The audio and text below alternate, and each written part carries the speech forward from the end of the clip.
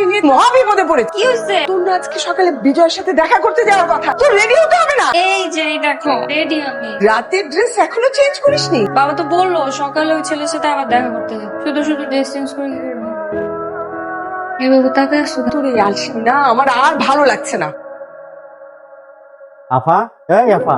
লেকপার চলে আসছি। আরে না, আপনি তো বসে ঘুমাচ্ছেন। শক্ত হইলো দৈর্য বহেন, নয়তো কইরে দেন। বসছি, চলো।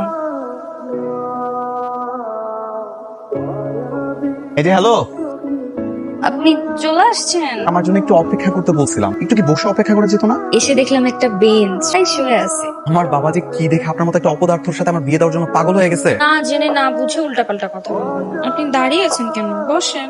কোথায় বসবো? আপনার কোলে? সরি, বসেন। কালকেও না আপনাকে এই শাড়িটা পরে দেখলাম।